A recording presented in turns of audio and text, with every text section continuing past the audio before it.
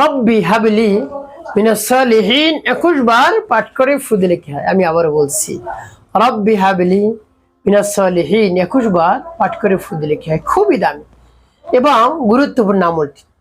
আমলটি শিখে রাখুন, আপনার কাজে লাগবে।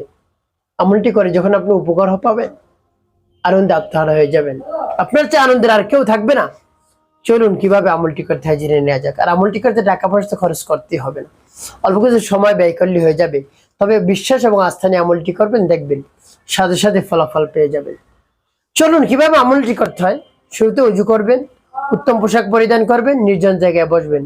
এরপর আমলের দিক মনোযোগ নিয়ে আসবেন। যখন দেখবেন আমলের দিক মনোযোগ চলে আসছে, এরপরে জীবনের গুনার কথা স্মরণ করে ক্ষমা প্রার্থনা করবেন। আস্তাগফিরুল্লাহ, আস্তাগফিরুল্লাহ, আস্তাগফিরুল্লাহ। বা পুণ্য ইস্তেগফারটি পাঠ করতে পারেন। আস্তাগফিরুল্লাহ রাব্বি মিন কুল্লি যামবি ওয়া আতুবু ইলাইহি লা হাওলা ওয়া লা কুওয়াতা ইল্লা বিল্লাহিল আলিয়্যিল আযীম। এরপর তিনবার দুরূদ শরীফ সাল্লাল্লাহু আলাইহি সাল্লাম, সাল্লাল্লাহু আলাইহি সাল্লাম, সাল্লাল্লাহু আলাইহি সাল্লাম। যখন পাঠ করা হয়ে যাবে, এরপরে দোয়াটি পাঠ করবেন। প্রিয় ভাই বোন, যখন পাঠ করবেন রব্বি কারীমের কাছে বলবেন, আল্লাহ আমার আমলকে, আমার সময়কে কবুল করুন। আর যে সমস্যা সমাধানের জন্য আমলটি করতেছি, আপনি সমস্যা সমাধান করে দিন। প্রিয় ভাই বোনেরা, এভাবে একেবারে দৃঢ়তার সাথে মনকে স্থির করে বিশ্বাস নিয়ে তারপরে আমলটি শুরু করে দিবেন। তো এভাবে ইস্তিগফার দুরূদ শরীফ পাঠ করার পরে সেই দোয়াটি পাঠ করবেন। পরবর্তী কি করবেন বলে দিচ্ছি, কোন উদ্দেশ্যের জন্য পাঠ করলেন। আগে দোয়াটি বলে নেই। বিসমিল্লাহির রাহমানির রাহিম। রব্বি হাবলি মিনাস সালিহিন, রব্বি হাবলি মিনাস সালিহিন, রব্বি হাবলি মিনাস সালিহিন। যখন পাঠ করা হয়ে যাবে একটু ফজর, তারপর আপনি আবার পাঠ করবেন। বিসমিল্লাহির রাহমানির রাহিম।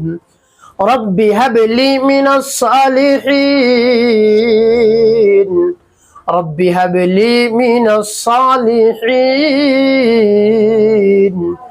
রব্বি হাবলি মিনাস সালিহিন। পাঠ করা শেষ। তারপর আপনি মনে ধরে আবার পাঠ করবেন। বিসমিল্লাহির রাহমানির রাহিম। রব্বি হাবলি মিনাস সালিহিন,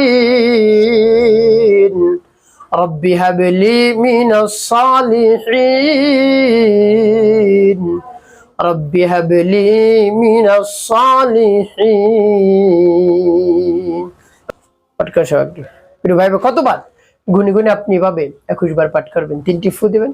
শেষে নবীজি সাল্লাল্লাহু আলাইহি ওয়াসাল্লাম মহব্বত নিয়ে, ভালোবাসা নিয়ে আপনি গুনে গুনে 7 বার দুরূদ বিরাম পাঠ করবেন। আল্লাহুম্মা সাল্লি আলা মুহাম্মাদি ওয়া আলা আলি মুহাম্মাদ কামা সাল্লাইতা আলা ইব্রাহিম ওয়া আলা আলি ইব্রাহিম ইন্নাকা হামিদুম মাজিদ। আল্লাহুম্মা বারিক আলা মুহাম্মাদি ওয়া আলা আলি মুহাম্মাদ কামা বারাকতা আলা ইব্রাহিম ওয়া আলা আলি ইব্রাহিম ইন্নাকা হামিদুম মাজিদ। আল্লাহুম্মা সাল্লি আলা মুহাম্মাদি ওয়া আলা আলি মুহাম্মাদ কামা সাল্লাইতা على إبراهيم وعلى آل إبراهيم إنك حميد مجيد. اللهم بارك على محمد وعلى آل محمد كما باركت على إبراهيم وعلى آل إبراهيم إنك حميد مجيد. اللهم صل على محمد وعلى آل محمد كما صليت على إبراهيم وعلى آل إبراهيم إنك حميد مجيد. اللهم بارك على محمد وعلى آل محمد كما باركت على إبراهيم وعلى آل إبراهيم إنك حميد مجيد. اللهم صل على محمد وعلى آل محمد كما صليت على إبراهيم وعلى آل إبراهيم إنك حميد مجيد. اللهم بارك على محمد وعلى آل محمد كما باركت على إبراهيم وعلى آل إبراهيم إنك حميد مجيد. যখন পাঠ করে হয়ে যাবে, এরপরে কি করবেন? দুটি ফু দিবেন। প্রিয় ভাই কোন উদ্দেশ্যের জন্য আমল করলেন? দেখা যায় আপনি পেরেশানির মধ্যে পড়ে গিয়েছেন, দীর্ঘদিন হয়ে গেছে আপনার সন্তান হয় না, বিবাহ শাদী করেছেন, 5 বছর 10 বছর 15 বছর 20 বছর হয়ে গেছে, সন্তান নেই। আপনার অনেক অর্থ সম্পদ রয়েছে, কে খাবে, কার কাছে আপনি দিয়ে যাবেন, সেই চিন্তা আপনি ঘুমাতে পারছেন না। পেরেশানির মধ্যে পড়ে গিয়েছেন, আর পেরেশানিগ্রস্ত আপনার হতে হবে না। পরিপূর্ণ বিশ্বাস এবং আস্থা নিয়ে দৃঢ়তার সাথে মনকে স্থির করে আপনি এভাবে আমল করবেন, দোয়াটি পাঠ করবেন। রব্বি কারীম ব্যবস্থা করে দিবেন, সুসন্তানের ব্যবস্থা করে দিবেন, কন্যা সন্তানের ব্যবস্থা করে দিবেন, ছেলে সন্তানের ব্যবস্থা করে দিবেন। যেটা দরকার রব্বি কারীমের কাছে বলবেন, তার কারণ তার কাছে কিছু কম নেই। সকল কিছুর খাজানার মালিক তিনি, এই জন্য তার কাছেই চাইবেন। সদা সর্বদা নিয়ে বসে থাকেন যে বান্দা চাইবে আর আমি দিব। তো আপনি যদি চাওয়ার মতো চাইতে পারেন, সাথে সাথে আল্লাহ রাব্বুল আলামিন আপনার চাওয়া পাওয়া পূরণ করে দেবেন। একটি কাজ করতে হবে আপনাকে, 5 ওয়াক্ত নামাজ আদায় করতে হবে, মানুষের কল্যাণে খিদমতে কাজ করবেন।